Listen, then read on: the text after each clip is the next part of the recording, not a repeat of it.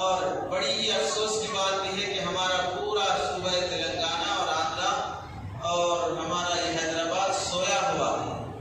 بس اپنی زندگی کی چند حرکتیں دکھانے کے لیے کہ ہم جی رہے ہیں، مرے نہیں ہیں، یہ بتانے کے لیے شروع میں بڑے جوش اور جذبے سے 2-4 ریالیاں اور احتجاجات ہو گئے،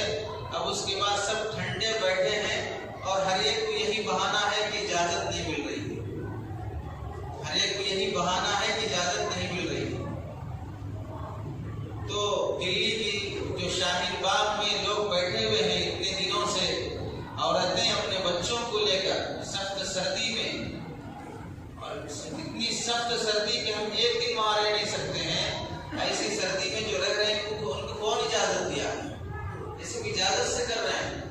اور کیا کوئی حکومت اپنے ظالمانہ قانون کے خلاف احتجاج کرنے کی اجازت دیتی ہے؟ کوئی ظالم سرکار اور ظالم حکومت اپنے ظالمانہ قانون کے خلاف احتجاج کرنے کی اجازت دیتی ہے؟ یہ کام کون سا اجازت سے ہونے والا ہے؟ اور پھر کیوں ذہن سازی نہیں کی جاتی ہے کہ جو لوگ منع کرتے ہیں کہ آپ کے منع کرنے سے آپ کا بھی نقصان ہے، پولیس منع کرتی ہے تو ان کا بھی نقصان ہے کہ ملک کا قانون اگر غلط راستے پہ پڑے گا تو پھر اس وقت سب کو اس میں گھسنا پڑے گا، نہ کوئی مسلمان رہے گا نہ کوئی غیر مسلم رہے گا۔ تو ملک اس قدر ظالمانہ رویے کی طرف جا رہا ہے،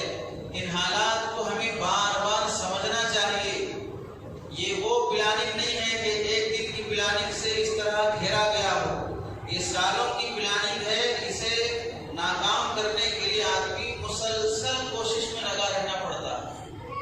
2-4 احتجاجات سے، 2-4 ریالیوں سے، 2-4 اخباری بیانات سے ظالم اپنے ظلم سے باز آنے والا نہیں ہے، اس نے اپنی آنا اور